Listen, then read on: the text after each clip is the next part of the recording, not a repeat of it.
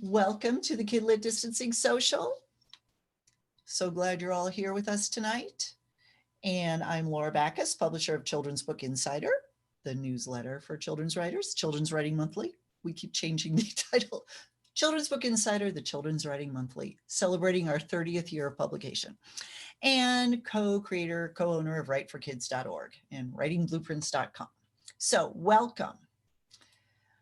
If you are new to us, you're watching on replay for the first time, for example, and you don't know our newsletter, Children's Book Insider, we have a special price for our socialites, $5 a month.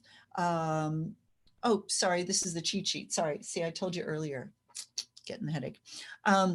Let's back up. If you're new to us and you want to get on our mailing list of everything that we're doing, you can sign up here, writeforkids.org/ultimate-cheat sheet, and you will get a free ebook. 30 years of our knowledge on how to get started writing for kids in one free ebook, and you'll get on our list for all the fun stuff we do, including being notified of our future Kidlit Distancing Social guests. And if you want to get our newsletter, Children's Book Insider, celebrating its 30th year of publication, we have this special price for our socialites, $5 a month. It's about 20 pages a month, packed with information on writing for kids, interviews with published authors, editors, agents, lots of great articles on craft and the business side of publishing. We also have a special above the slush pile code every month with either an agent or an editor that allows you to submit to them and use a special code as a CBI subscriber and jump over the slush pile. Very, very cool. And you get access to our CBI Clubhouse membership site, which has 30 years now of information in it, articles, videos, webinars, all kinds of cool stuff. $5 a month. There you go. Okay. So we play our regular little game here that we do every week. Where in the world is Laura? Where I show you a picture of some literary themed site and you have to guess where I am. So let me turn on the chat box and I'm going to show you the picture. Here you go. Here is a house. Now, see if you can guess. You can kind of tell by the landscape about what it's in the United States, about what part of the country. But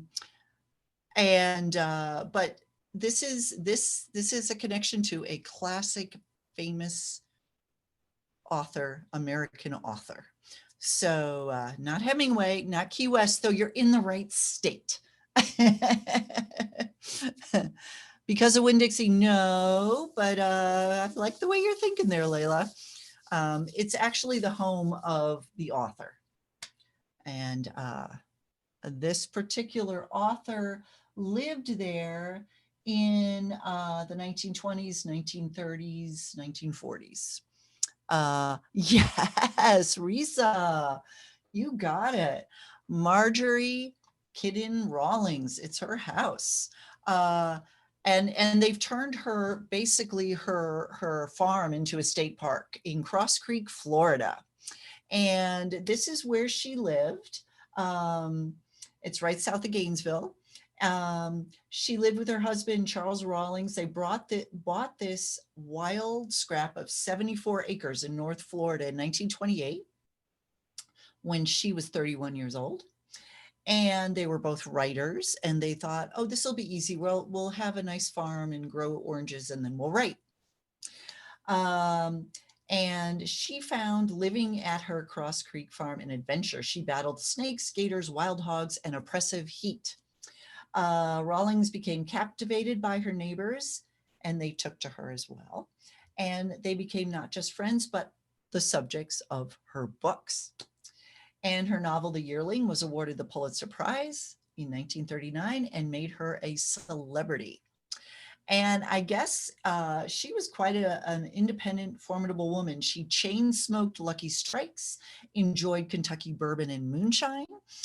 She loved to entertain, but she loved her peace and quiet. She was very stern but good-hearted, and she would often make clothes on her sewing machine for the neighbors' children, but only if they went to school. And I love that.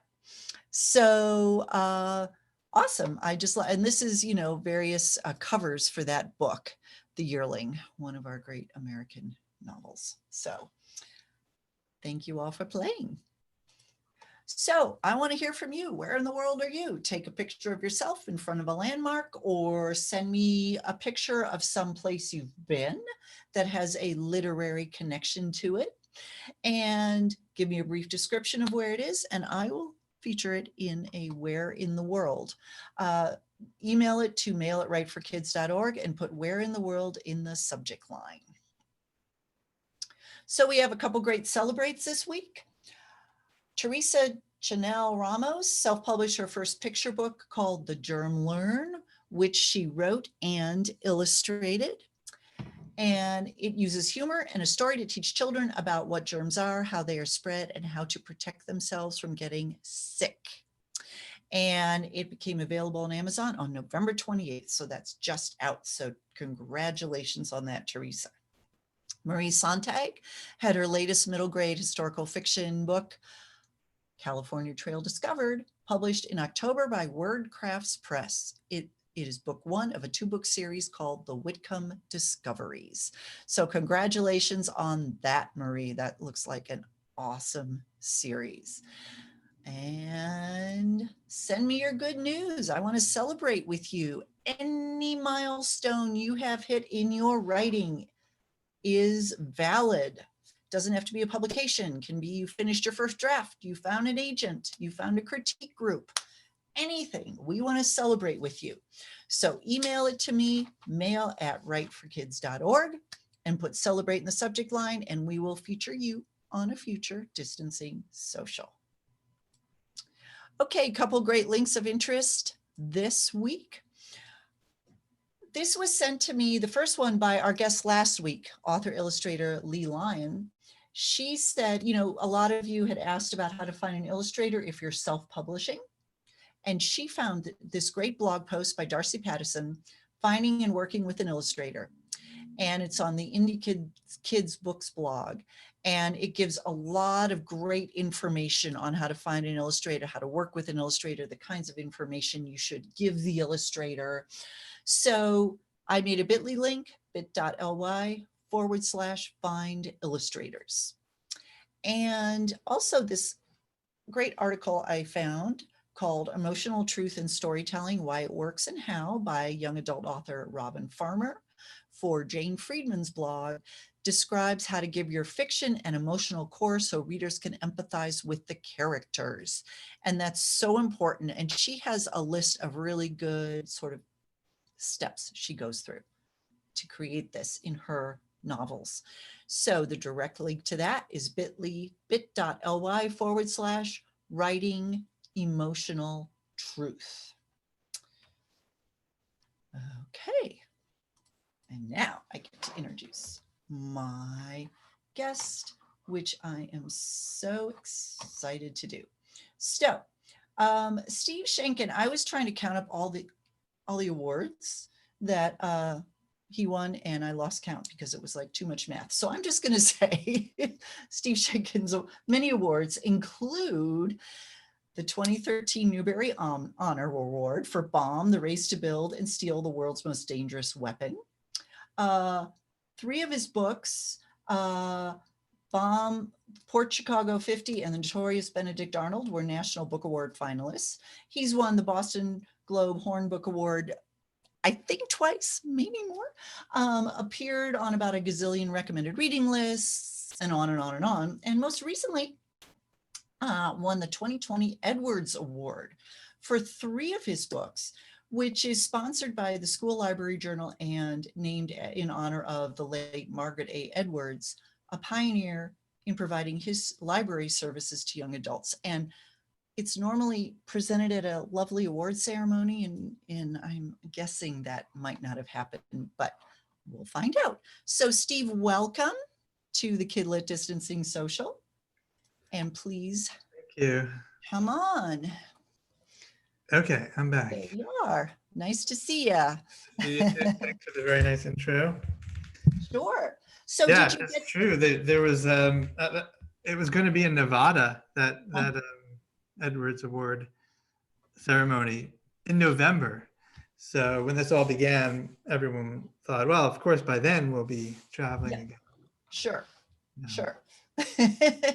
That's unfortunate. So Yeah. did they postpone it, or did they just have to mail your We award did to you? it. I mean, I gave the speech just like this in this format, which was, not what I was looking forward to, but Yeah, it was. I still got to say thank you to everyone, and it was the best we could do this year.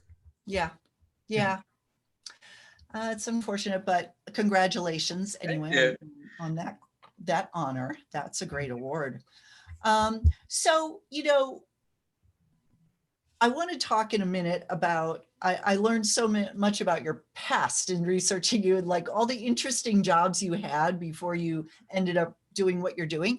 But the first thing I wanted to ask you is, winning the Newbery Honor for Baum. We always think, oh, that's going to change my life.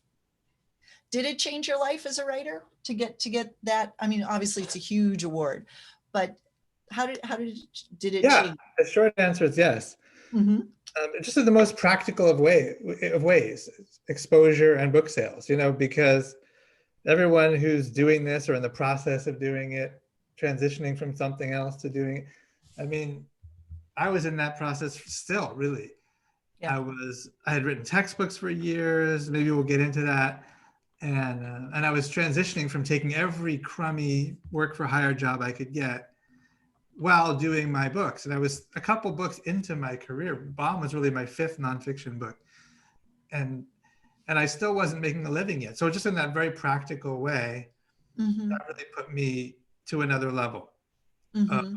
of exposure and sales. And so in that sense, it was huge. It changed my career from being something I was trying to do, but still paying the bills through a juggling act, to a Right. full-time job. Mm-hmm. And also the other really big thing is that it opened up possibilities for other things to write that I really think as supportive. I've been with Roaring Brook, which is an imprint at Macmillan, for years, and they've been very supportive. Not to say they've liked every idea I've had, because they haven't, which is fine. But the one I did right after Bomb was called the Port Chicago 50, and that was a really little known civil rights story from World War II, and that would have been for a lesser, for me pre-Bomb, that would have been hard to sell. Right.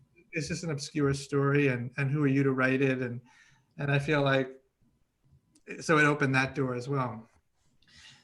Yeah, that's true. I didn't think about that, but it does give you the opportunity to more write what you want because you've got the name recognition now, and gives you more freedom in that way. So that is awesome. I think people don't realize how long it takes to make a living as a children's book writer. I interviewed Jane Yolen years ago, and she told me it wasn't until Al Moon won the Caldecott Yeah. that she started actually pretty much being able to be a writer full time. And that was like her 60th book or some absurd amount of, you know, Yeah, we don't want to depress people, but yes. but, yeah. And, but again, that's just the way it is. And I think it's important that people kind of know that going in. It doesn't mean it can't happen, but you have to be prepared to keep going until The you have a bills, certain yeah, amount of titles in print. Yeah. Yeah. definitely. Yeah. Yeah. So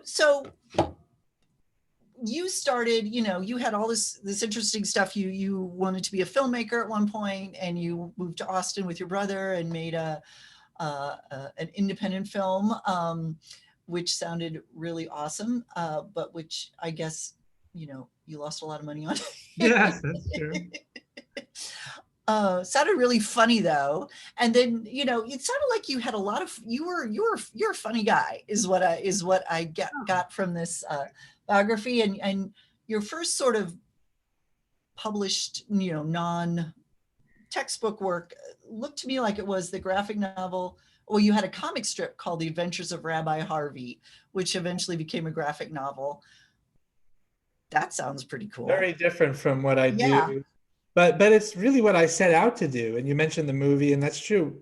The reason I wanted to write is because I love to write comics and screenplays. And so my brother and I, that was our goal all through our teen years.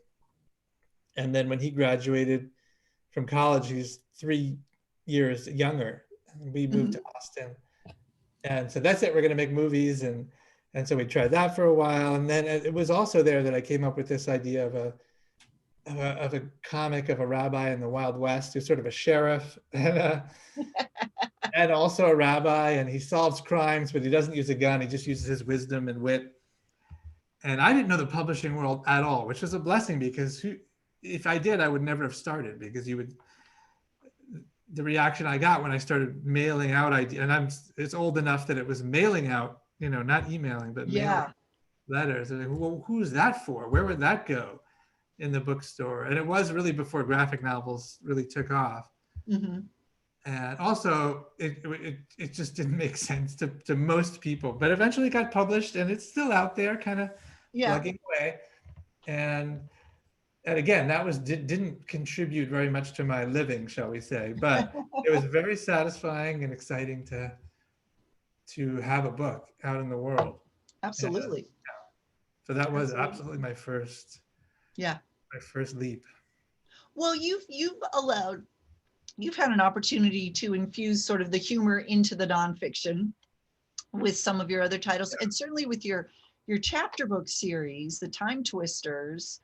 Can you talk a little bit about that and how the concept there behind? Yeah, that's totally different. I have this is the first one. It's called Abraham Lincoln Pro Wrestler.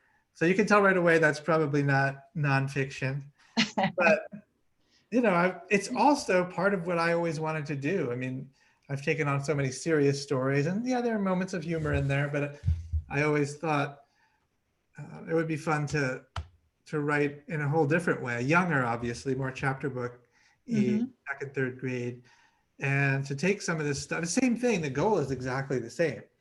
It's just another way of making these stories come to life and making them memorable. That's really what we're going for, making them memorable and to spark curiosity, because we could never teach that much in one book, but you might be able to teach or inspire a kid to say, hey, I'd love to know more about Abe Lincoln or Abigail Adams or whoever. So I had this idea, which was kind of wacky, and again, not at all what I was known for, which was to take historical characters and kind of let them escape from history, escape from a boring textbook, let's say, and go off on adventures. And I thought it'd be fun to have each book a different character or two from history escape and interact with these kids, so that I had a cast of characters. I invented a fourth grade class and a brother and sister who are in all the adventures. And in that vein of that kind of book, the kids are always kind of the heroes, solving, helping George Washington cross the Delaware or something. But of course, in mine, they just make everything much worse and more chaotic. And that adds to the fun too. And in the end, you realize, okay, that was a wacky adventure, but there's actually a lot of history in them. And I very carefully put at the end a chapter where I tell you everything that you actually just learned. Abraham Lincoln really did love wrestling. So there's always a little more that's real in it than you first appear. And kids, I love telling kids that story. I love going out with this book into schools. First of all, if anyone who's out there who does school visits, how different it is to go to an elementary school compared to a middle school. It's a whole different world. And I almost only go to middle schools, and that's a tough crowd. Yeah. Which is a good thing, because you go in there, you better be ready, you better have good material. So that keeps you on your toes. But it was really fun to go into second and third grade and tell these crazy stories. And no one would ever say, hey, that could never happen. Because they, kids that age don't think that way. They say, hey, it should have happened instead. And I'll come up with more and more crazy ideas. And even before the book existed, I went into my son David's second grade class to pitch it, and say, what do you guys think? And they came up with much crazier ideas than I ever could have. And that was kind of let me know that I was on the right track in terms of that sense of humor. Right. Yeah.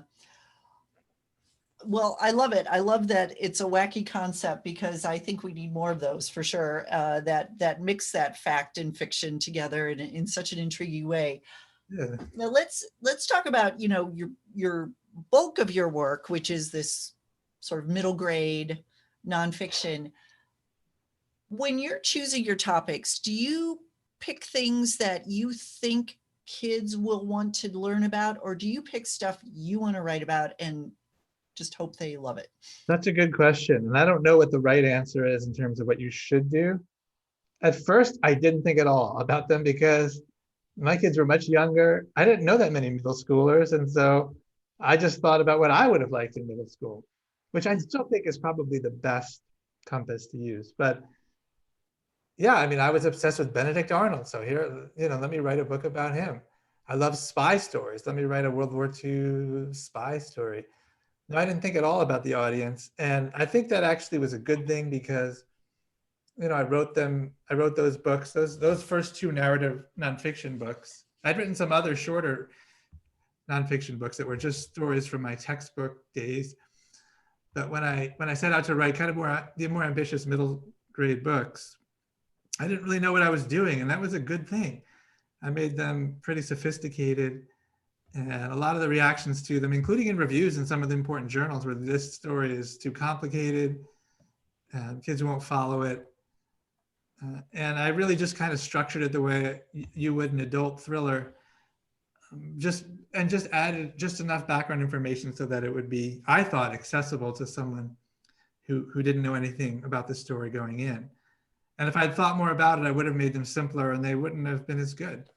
No, they wouldn't, because they're just as intriguing to read as an adult as an 11 or 12-year-old. And that's one of the things that I think is so great about your writing, is that it spans so many ages, I think. And it doesn't feel like you're reading a kid's book, but kids will certainly understand what's going on. There's nothing too complicated there. Good. That's good to hear. Yeah, kids have never complained about that. It was only the adults who complained about Yeah. the level of complexity, which is fine. I take that as a compliment. Right.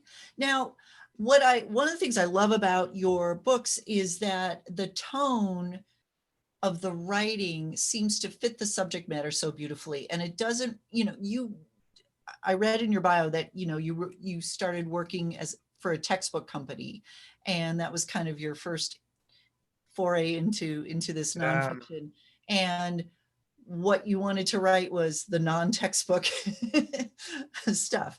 Yeah. And I feel you've accomplished that so well. But I wanted to show a couple excerpts from two books on the slides here that to demonstrate what I'm talking about, and we can chat about it, about sort of how you pick the tone to go with the topic. So, because I think that's something a lot of people who write narrative nonfiction struggle with. So, for example, and I'll read this page out loud because some people are watching this on their phones and might not be able to read the slides. So in this book, King George, What Was His Problem? The Whole Hilarious Story of the American Revolution, which is one of your earlier books. How to Start a Revolution. Entire books have been written about the causes of the American Revolution. You'll be glad to know this isn't one of them, but you really should understand how the whole thing got started. After all, if you ever find yourself ruled by someone like King George, you'll want to know what to do. So here's a quick step-by-step guide to starting a revolution. And then you give us the steps to start a revolution, which I love. So this is a very conversational, kind of informal tone. And then here's the prologue to Lincoln's Grave Robbers, which starts out Midnight Escape.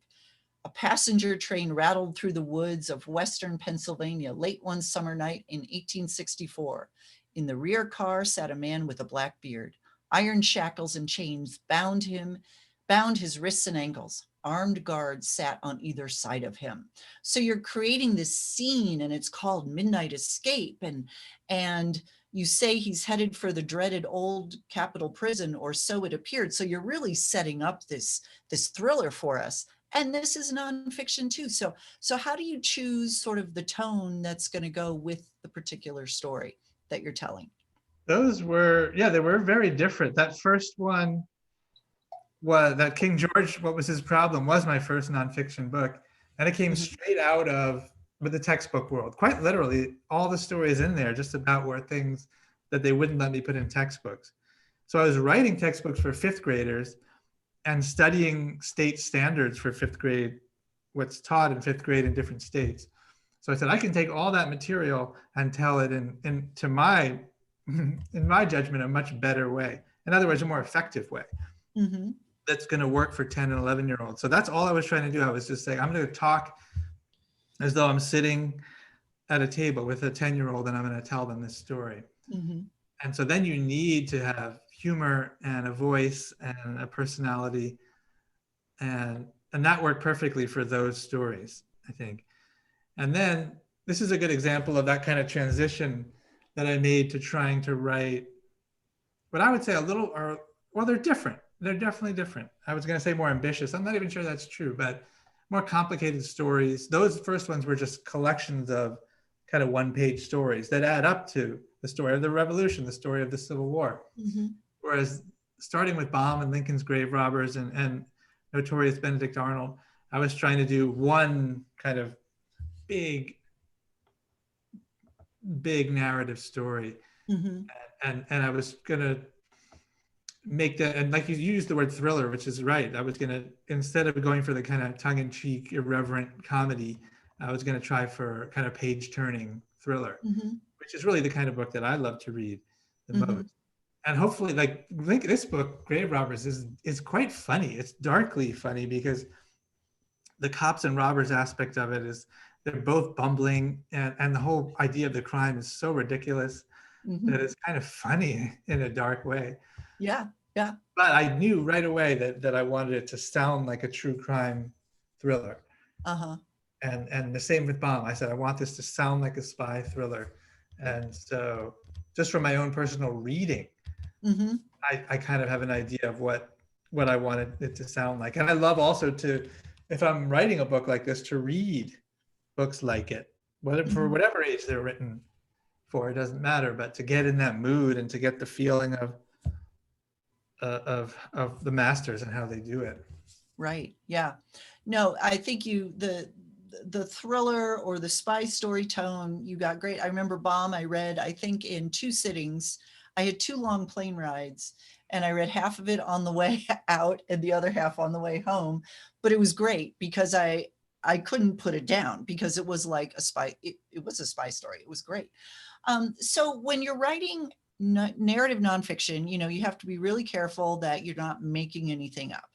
And so, how do you get these details into a true story? Even things like, the prisoner turned and looked through the open door. Um, he figured they were doing 35 miles an hour. These are things that you see in fiction. And how do you justify, research wise, being able to say these kinds of things in a nonfiction book? Yeah, you're right. You have to be able to find firsthand accounts of them. In this case, this was a famous escape that the police talked about. And when you're doing your research, there's a reason this scene is first. It's not because it's the greatest scene ever. It's very good and it fits. I had an editor at the time who would always hammer away, what's this book about? What's it about? And she always wanted an opening scene that captured what it's about. Mhm. But the reason it's there is because I've had a good source for it, And so, Mhm. and same with Bomb, where I had a scene where a spy is kind of cornered by the FBI, and that's just so you do the research, and the ideas for scenes and opening scenes will start to emerge when you find things that have really good sources. So an interview with a Mhm. police officer who was recalling this story or wrote about it later, a trial record where they went over these kinds of details. The farther you go back in time, generally the harder it is to find stuff like that, but you need it. And if you can't find it, you just can't do the book as nonfiction. You might be able to tell it as historical fiction or a comic or Mhm. something else, but Mhm. So I always find that it's not until you've done a lot of the research, you won't even know the shape of the story yet, because you won't know, you might know what you want to say, but you won't necessarily know what you can say. And Right. so the structure of the story starts to come together for me when I find enough of that great must-have stuff. And those start to form the big clumps, the big sections of the story. Mm-hmm. Do you do most of your research? Do you start online and then do you ever try to go to the location and comb through historical records and that kind of Yeah, thing? all of that. I always start Mhm. online because it's so easy. Actually, that's not true, because for Benedict Arnold, not that it was that long ago. I mean, 15 years ago when I started that, maybe, but I just used to do Benedict Arnold road trips. So yes, when you can, if you can, you should always go places. Though you don't have to at all. And let's face it, nobody's giving middle grade nonfiction writers a budget to travel around for a year. That's not something that's ever going to happen. I don't think. Maybe it will for you. I don't know. But so I find that most of it will be done in research, online or in libraries, or ordering used books. I order tons of used books. But yeah, for every book, I try to pick one or two places that I really can go. For Arnold, it was different because didn't even have a contract yet. So I would just get in my car. I lived in New York City then, and drive around New England and up to Quebec to visit all the places that Arnold lived and fought. And that was just priceless. I took tons of pictures. I didn't even know what I was looking for yet. I just going there and seeing all the places, and seeing how underappreciated the story was. Mm. That really helped a lot. For something like Lincoln's Grave Robbers, where it all takes place in such a small area, I felt I had to go. And the place to see for this is Lincoln's tomb in Springfield. It's in a cemetery in Springfield, Illinois. And I went in there and arranged to meet with the park ranger. It always helps to call or write ahead and see Mhm. if you can get someone to show you around a little bit. This guy was just super nice and took me inside the monument, because if you go in there, there's not much to see. There's kind of a tomb where Lincoln isn't there. They don't want to, because they don't want to tell you this story without giving too much of a spoiler. I mean, the body is not in that tomb that they make it look like it is. Huh. And but he said, "Oh, you're writing this book for kids. Let me show you some really cool stuff." And he took me back through his little coffee break room and into they call it the labyrinth underneath the monument.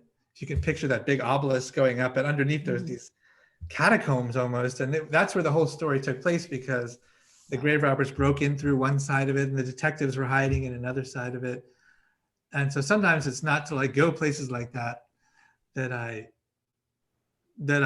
find some of those last little details Mhm. that give it that cinematic feel. In that case, I was able to even just feel what the temperature was like in there, and what the air was like, and what the bricks, the same bricks that these guys would have seen, were like. And so yeah, but I can't count on that. So most of the research is more of the online and books, and Mhm. interviews too. Interviews.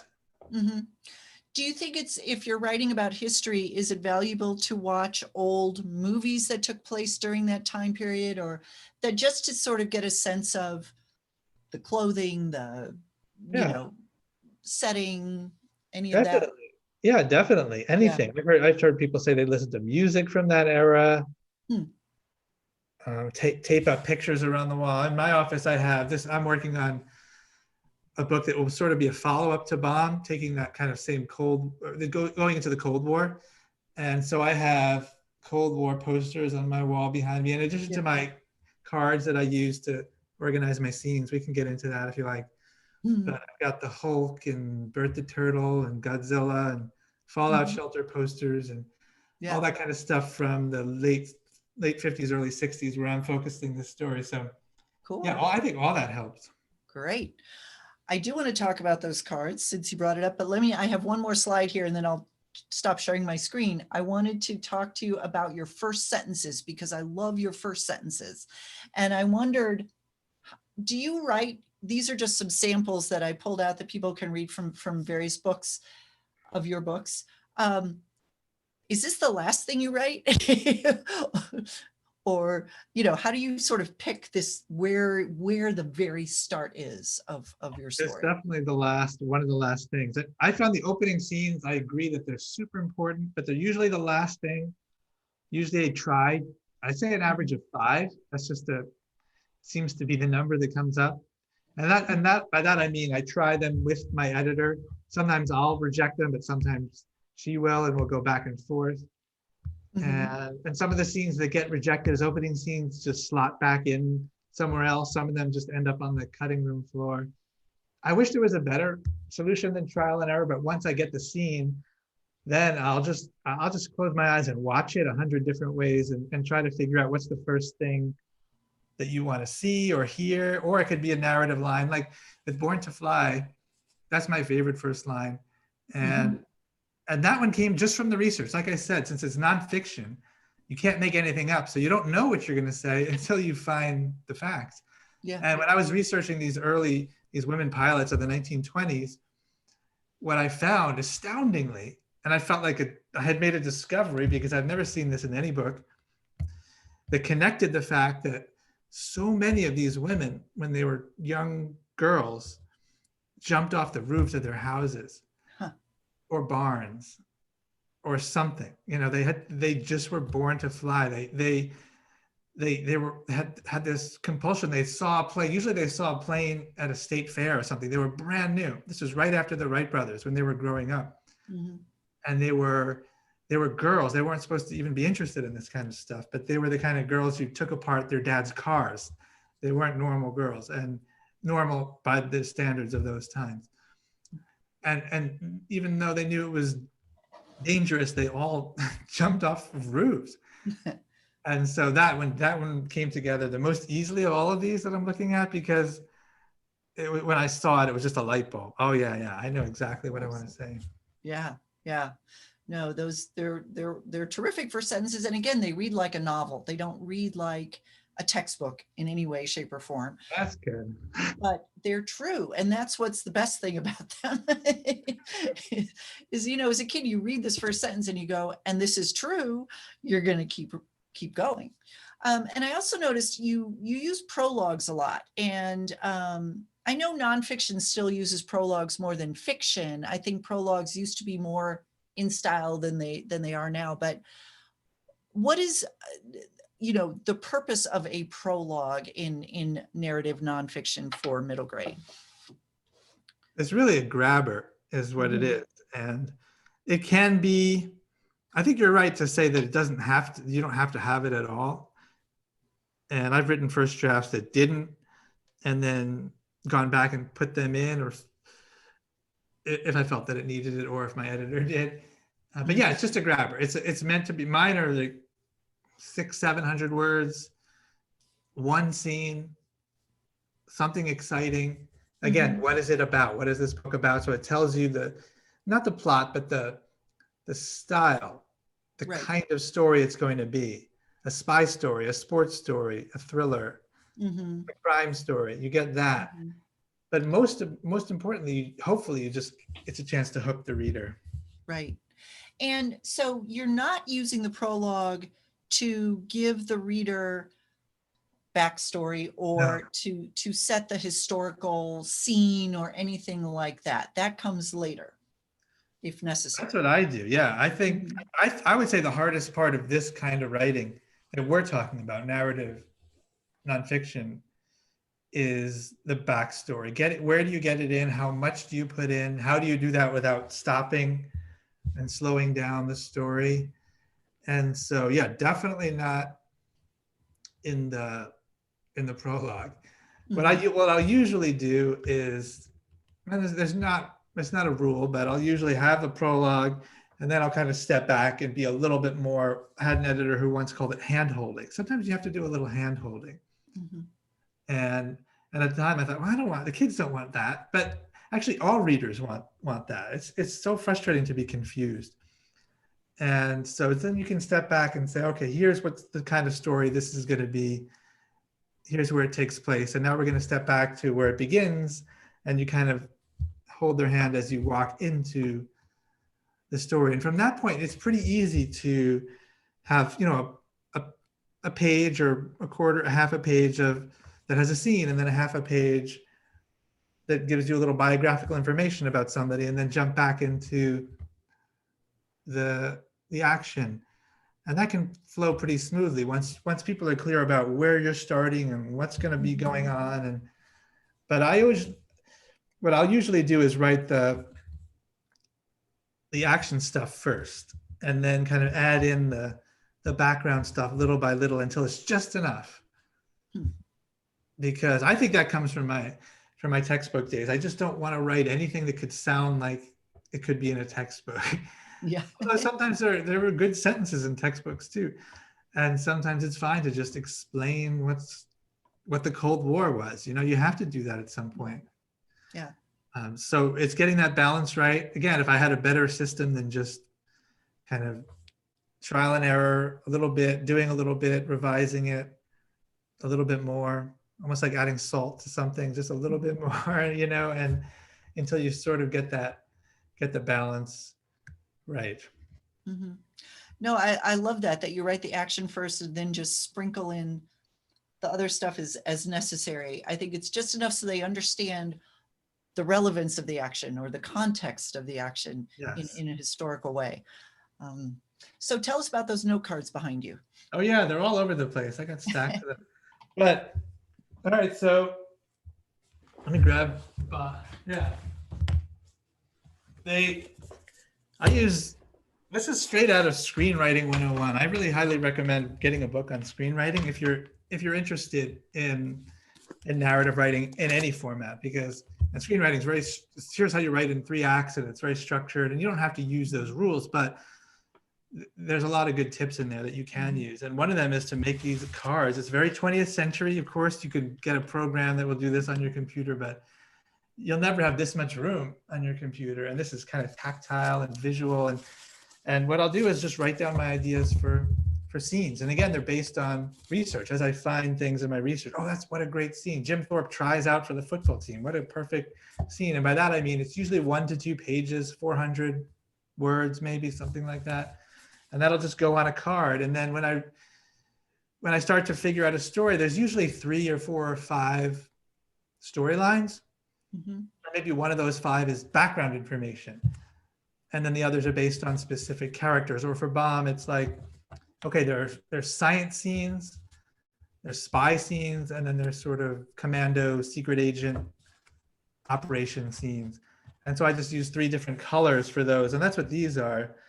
And then when I put the white ones are just chapter titles, and I'll put them up on the wall, like what's behind me. And that's a graphic novel I'm writing. It's a little bit different structure, but the same idea. So then each chapter has those scenes in it. Mm-hmm. And you can just sit and watch it. I had the exact same thing there. I mean, a different version, different part of the story above me right here. And anytime I get stuck, I can watch it and figure and rearrange them. And I have a little Lego me that can go along with wherever I am in the story. There's me. The kids gave me that.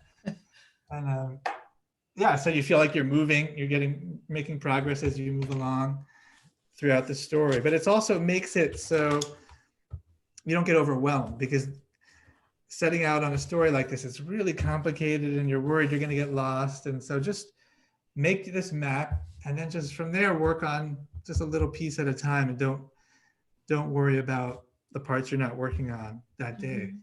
Mm-hmm. I love it. And it's so much easier to move a note card to a different chapter than to have to take a big chunk of text out of your manuscript and move it and try to make it flow. So I love that. Yeah. Yeah. I'm tactile too. I whenever I write out stuff, I do the note card thing and arrange it. Yeah, I find a lot of people do it, and it makes a lot of sense. I think especially for a story that you're going to be working on for 2 years or something, and just to have that map that's just there for you to look at every morning. Yeah. Yeah. Sue comments in the chat box, it's a lot like storyboarding, yes, which is again like a screenwriting type what it is. Yeah. technique. Yeah, exactly. Two more quick questions for you, and then I want to see, we have some people who have some questions. when we were talking about, what you can actually write in nonfiction, I wanted to ask about dialogue. Obviously, you can only have dialogue that you've actually found in one of your sources. But what if you can't find the dialogue? How do you sort of write around it so it sounds like there's got conversation happening? Yeah, and again, that's a problem, especially the farther you go back in time. Mhm. So yeah, for something like Benedict Arnold, there wasn't a lot of dialogue, but yeah, well, you can't make it up. Although I Mhm. think in adult, popular adult nonfiction, you see that people do make up dialogue, and it's sort of considered inbounds, but we can't get away with it. Nope. Um, so yeah, you can kind of still use those kind of short paragraphs and express somebody's point of view, and then the another person's opposing Mhm. point of view, especially if you have letters or good sources about what they were thinking. And Can you sort of sum up like he expressed his anger about yeah, without actually quoting? Yeah. yeah, absolutely, Mhm. absolutely. If you have sources that say he was angry about this. Yeah. Yeah. Yeah, yeah, and you could use your own voice to Mhm. sum that up and to express not literally what he said, but what he or she what they were thinking Mhm. or what they must have been thinking. You can always go that line. He must have been furious at that. Right. If you, Right. Yeah. but yeah, it's true, and again, that's comes down to research and even to choosing stories. Mm. If you really want to write this way, then you have to pick a story that you can find those kind of sources for. Right. Have you ever had an idea that you had to abandon because of that? Yes, yeah. And I just looked at it again the other day, thinking maybe I'll do that, and the same exact thing happened. It's a really great story from the gold rush era. This really beautiful, to my eye, beautiful true crime Wild West scam. But I couldn't find out enough about the main con artist who pulled the Mm. scam, and I didn't have those bits of dialogue. I would have just been yeah, I just didn't have it. I didn't have the scenes that I really needed. I had the outline of a great story. Or someone could write a really great screenplay based on it, but Mhm. nonfiction, no. Ah, that's awful. Very disappointing, I'm sure. It is disappointing, yeah. Well, as I pull up the questions people have asked here, I want you to tell us a little bit about your awesome author fan face-off YouTube series. Oh yeah, author fan face off. Please go to YouTube later and you could look that up either under my name or author fan face off. That's my way of kind of keeping in touch with teachers this crazy pandemic year. So yeah, it's just like this. The screen is me, a great librarian named Stacy Ratner, a school librarian, and we get together one great author and one fan of that author, and we have a game show. They have a quiz based on one of the author's best books. So Catherine Applegate came on, and we did a quiz. Who knows more about the one and only Ivan, Catherine or a 10-year-old girl? You probably could guess the answer. It's a Yeah. 10-year-old girl. And that's happened almost every time. We've done Yeah. lots of really famous award-winning books, and the kids almost always win, which is a beautiful thing. And it's hopefully useful and fun for teachers and kids in this year where so many are stuck at home and on the computer. I love it. And it's so great to see these super fans, these kids. The the girl who was with Pax with Sarah Pennypacker, Yeah, the she's book Pax, so young. she said she read Pax when she was in second grade. That is like a very complex middle grade Yes. story. But she nailed it. She knew She everything. nailed it. She must have been, she's the youngest contestant we've had, I Yeah. think. And man, she was really good. She was good. She knew every detail. I was like, Everything. Yeah. whoa, that's great. How awesome. Well, it's a great concept. I love it. Oh, And I cool. think Thank you. everybody needs to watch it. So, Yes, please. and do you scour through the books and pick the questions? I mean, Yeah. Yeah, it's become like a little side job yeah, for me and Stacy. We read the books and write the questions, and yeah, I like film editing, obviously, so that's kind of an excuse to do some of that. yeah, yeah. No, it's great. Okay, well, let me ask if we have a few questions here from our viewers. Um, How does one approach violence against certain groups, for example, natives and gays, when writing for children? And what age would you be writing for? So if you're writing a story that has violence in them against particular groups of people, Hmm. what would your advice Yeah, be? I mean, in middle grade, almost anything, almost you can tell these stories. I mean, I've had people tell me the one that most has been most upsetting to kids by far is the Port Chicago 50, this civil rights story of these young black sailors in World War II, and the segregation and racism they faced while serving in the military Mm-hmm. in the war. And yeah, you just for that at this age, it's appropriate to tell those stories. I mean, there's a line of how graphic you might want to be, Mm-hmm. language that you can and can't use, but kids are for the most part ready to learn about this stuff Mm-hmm. in middle school, and so I don't think there's any restriction on what kinds of stories you can tell. Right. As far as that line with graphic violence or language, middle school is very different from high school, middle grade versus young adult. Do you have sort of, is that just something you intuitively sense? Here's the line I don't cross. Yeah, and editors will help with that. The biggest, I did this book called Most Dangerous about Daniel Ellsberg and the Vietnam War, and I used a lot of the talk about dialogue. There's way more dialogue than you could ever need in those Nixon tapes, which anyone can listen to online. And he's dropping the F-bomb every other word, and I used some of that because that one really was that close to YA, but it's still what I do, but it was a little older. Mm-hmm. And so there's some cursing in that, um, which was okay. Although some, there are librarians who say I can't have this in my library if it has that word in it, and but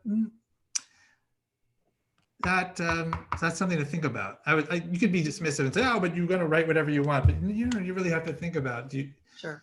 where you want that book to be, and Mm-hmm. you really need that line. There are some cases where I felt I really did need it to Mm-hmm. emphasize what the character was really saying at that time.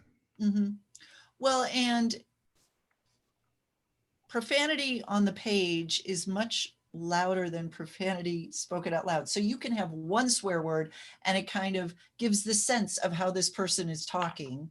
You don't have to use it over and over and over and over. Whereas in real life, they might say it every other line. That's a good. I never thought of it that way. That's a good point. Mm-hmm. Yeah. So a light hand is always, I Yeah. think, good. Um, okay. Let's see. When do you know it's time to stop researching and start writing? Oh, especially when a gatekeeper is blocking your access to information. So that sounds like a very specific Yeah. situation. That's. I'd like to hear more about what you mean by that, but generally, to me, it's a timing issue. I mean, I want a project to last about 2 years from when I start to when I really finish the copy edits, let's say, and then it's still another year until it comes out. But so I can't research for a year. It's just it's just not economically possible. I would love to. So it's really more like 6 months or so at most for me. And then there's some research that goes on during the first draft process. But really, I just think about how much time I have and then say, maybe I'll use a third of that on research. And I can't afford to use more because I just literally can't afford to use more than that. Mm-hmm. But of course, even in here, when I have almost the whole world at my fingertips, just at this computer. So once I start, I can still look up lots of things. But also, you do have to cut yourself off, even if you didn't have a deadline. It's the danger is I just need to read one more book, and that just becomes a way of procrastinating. So give yourself a few months of it and then really force yourself to start actually writing.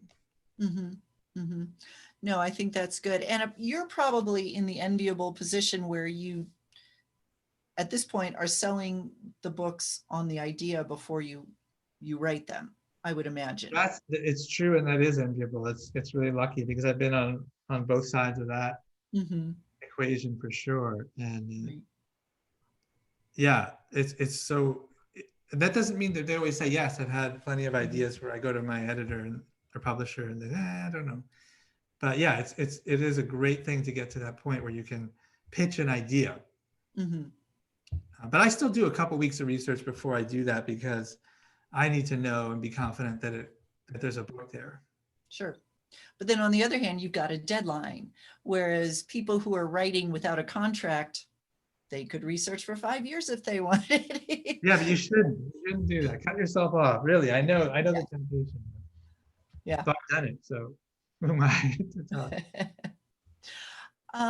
Let's see. Susan asks, how difficult is it to publish a historical fiction graphic novel for young readers when the writer is not an illustrator? So you said that behind you is actually a Yeah, graphic that's me novel. basically. I mean, I illustrated those Rabbi Harvey books that I did way back when. Hmm.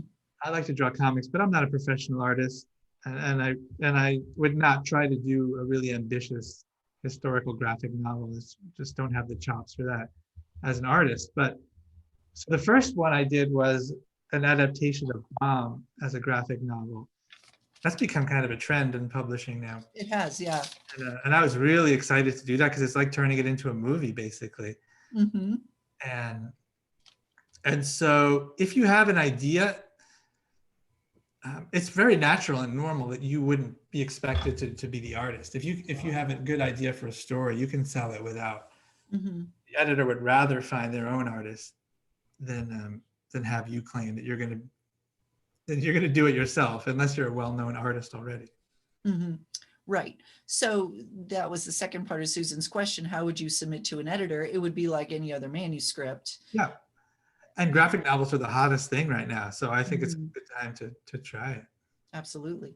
Would you recommend people look into how to format a script? Because is the graphic novel text formatted in a similar way? It is, though. It's funny. There's no standard way to do it, as far as I can tell. I did it because I wrote the bomb, and then I'm writing this original graphic novel, again historical, and there's no accepted format that I can find. Really, you're just trying to make it clear to the editor, who's going to be your first reader, what's happening. Mm-hmm. So what I've done is break it up page by page, and you can describe panel by panel, but in a first draft, you don't even have to do that.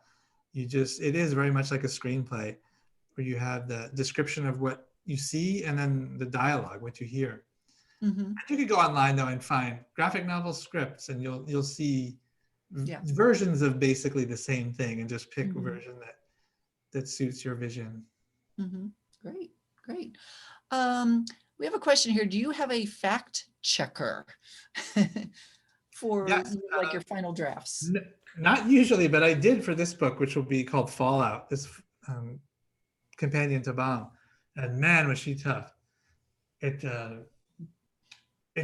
looked like I got an F on a paper or something. It came back, this manuscript so covered in notes, and it was actually a wonderful thing. I have beside me here just hundreds of books that I had to go back through and refine everything.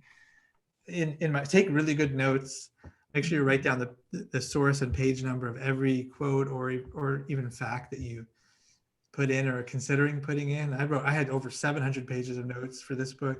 Wow. But if you put all that in a Word file, you can just search for whatever keyword you're looking for.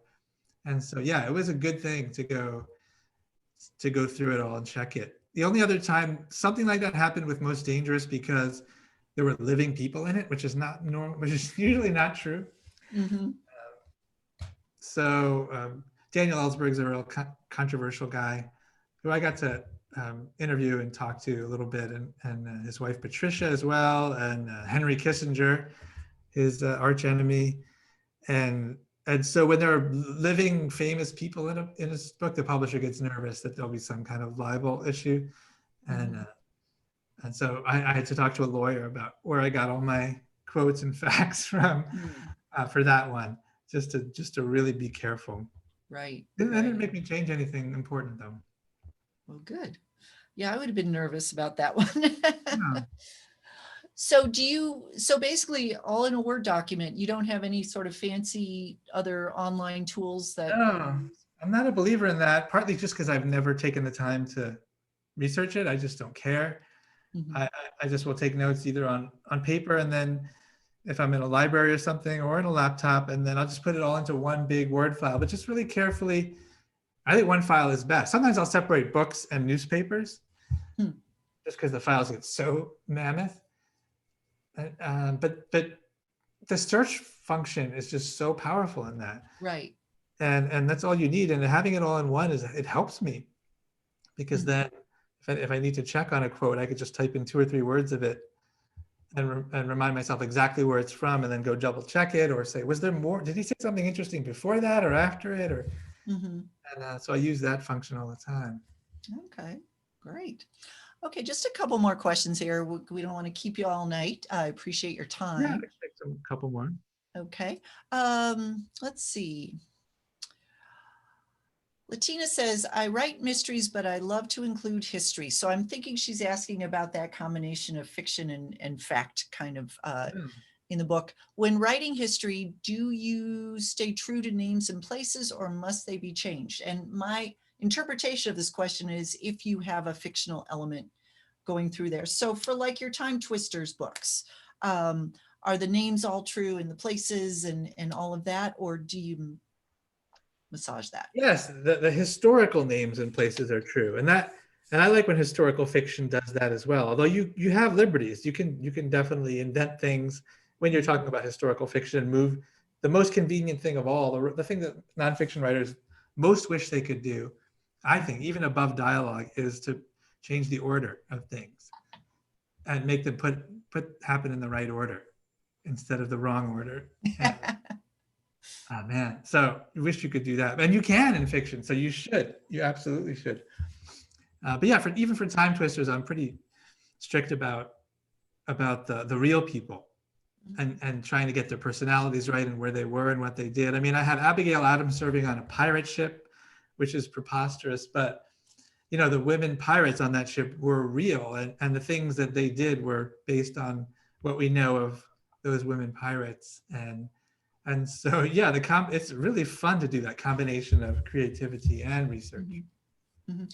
Is it important in a book like that, especially for the chapter book reader, to have back matter that says, okay, here's what's true and here's what I made up, or do Yeah, you not worry? well, not too much back matter in the sense of source notes. We don't have any source notes, and I don't know about putting reading lists in. Who's going to? No one really pays attention to that. No, But but even I, like an I author's I note. did like a little narrative, an author's note, exactly. Yeah. And that works really well in picture books too. Just saying, here's what's real. Yeah, Hmm. Hmm. that is helpful. Yeah. Okay, last question here. And sorry to those of you who I didn't get to, but we don't want to keep Steve all night. Recently, some agents and editors said they do not want nonfiction biographies for young readers. This person says she's heard.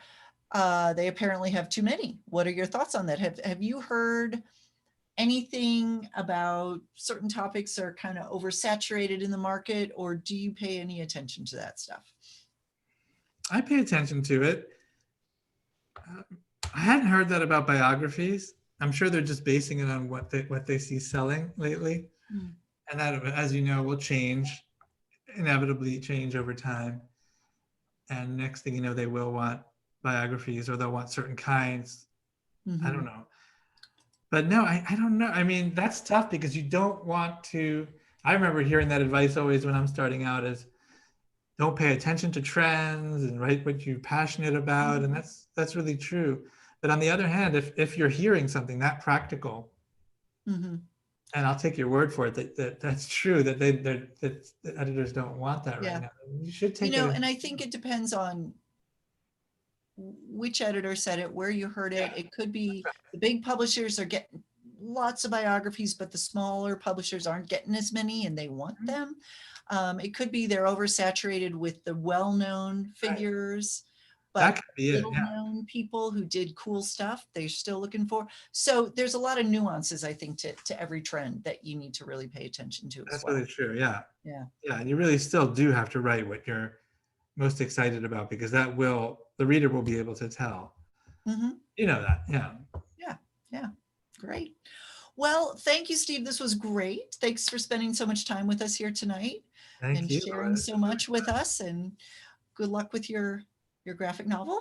Yeah, it's fun to write. Thanks. Yeah, I bet. And everyone needs to tune into the Author Fan Face Off YouTube series. It's awesome. Thank And you. we'll wait to see what you come up with next, Steve. This was great. Thank you. Thank you, Laura. Okay. Have a good night. Yeah, you Thanks too. everybody for tuning in. Good night, everybody. Good night.